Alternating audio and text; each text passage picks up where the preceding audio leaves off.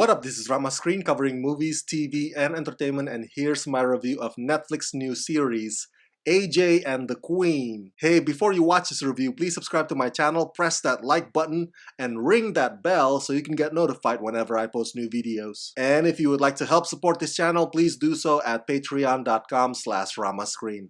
That's patreon.com/ramascreen. Let's rock this. First up, I would like to say thank you to Netflix for granting me the screeners to the entire 10 episodes of this new show. You know the drill. I will not be spilling spoilers here. I repeat, this video is spoiler-free. I did not know what to expect really, but I'm glad to have seen this show because part of it carries that same spirit as those other stories out there that circle around an adult who has to take care of a kid that's not his. Kind of like About a Boy and Big Daddy. Do you remember those? So expect AJ and the Queen to be equally heartfelt, but there's also romance and betrayal and mending broken friendship and forgiving the past. This essentially is a dramedy that, just like Rupaul's dresses, has many colors to it. Plus, I'm a sucker for movies and shows about road trips, about finding yourself out there on the open highway, so that's double the bonus for me. AJ and the Queen is definitely one of those pleasant surprises early this year from Netflix. Created by Michael Patrick King and Rupaul, in AJ and the Queen, Rupaul plays Robert, or better known as the drag queen Ruby Red, who has big dreams of running his very own drag club. After performing in clubs all across the country for many years, he has finally saved up enough cash and is one signed lease away from turning his dreams into a reality.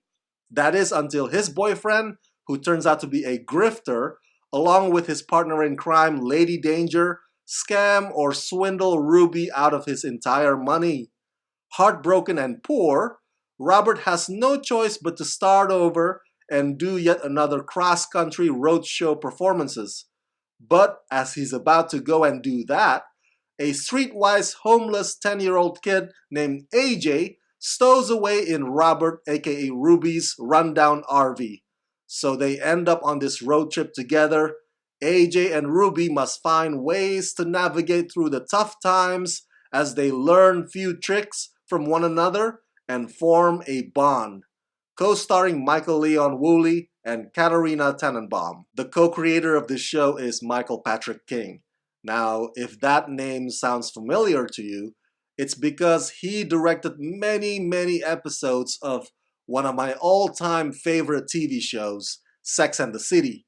And he also directed the 2 movie versions. And so, if you see similarities in terms of storytelling approach, and the tone, and the style here on AJ and the Queen, now you understand why that is. Just like Sex and the City, AJ and the Queen episodes also start out with deep thoughts narration before the characters eventually come to some sort of self-realization. Girl! The big difference is, of course, AJ and the Queen is not as sexually graphic, and the only word close to a curse that's frequently uttered here is bitch. I'm guessing it's because not only is one of the stars a minor, but this show is also targeting wider audiences as opposed to just mature adults only. Now, I gotta be honest with you.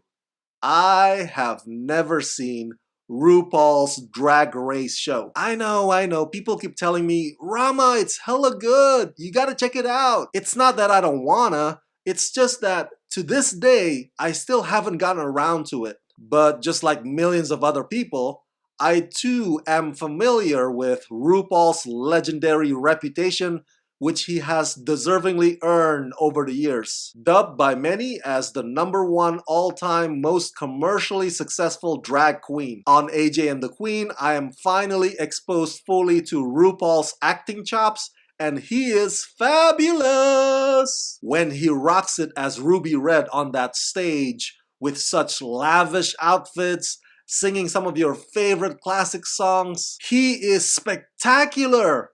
A consummate showman. And when he performs as Robert, who becomes this reluctant parental figure to AJ. Rupaul is funny and attentive and wise. His young co-star, Izzy G, who plays AJ, can also be just as sassy. AJ is a fascinating character because she is stubborn, she's a rule breaker, she's hella good at haggling, but at the same time she's torn apart between hating her mom who abandoned her and wishing that her mom would care for her. And Izzy G, for such a young age, does a phenomenal job of conveying that mix of both sadness and anger that are constantly wrestling inside her character AJ. The biggest thing that I love about this show is that it goes above and beyond to introduce you to the world of drag queens. If you haven't been to one, or if you grew up conservative and you're uncomfortable at the sight of men wearing big boobs and fake wigs, this show has what I think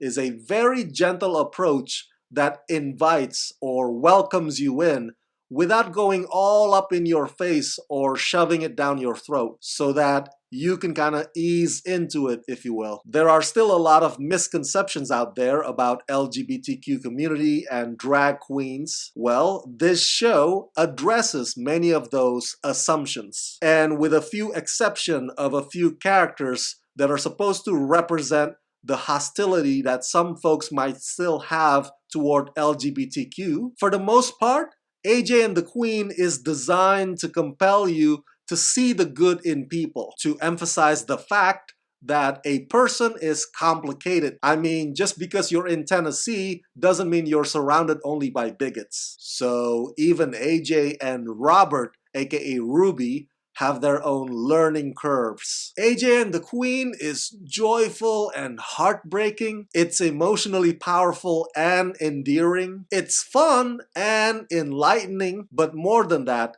it's a must-see because what Michael Patrick King and Rupaul have created here has the power to leave a positive impact in hopes for a more open, more accepting, more tolerant society, one Netflix viewer at a time.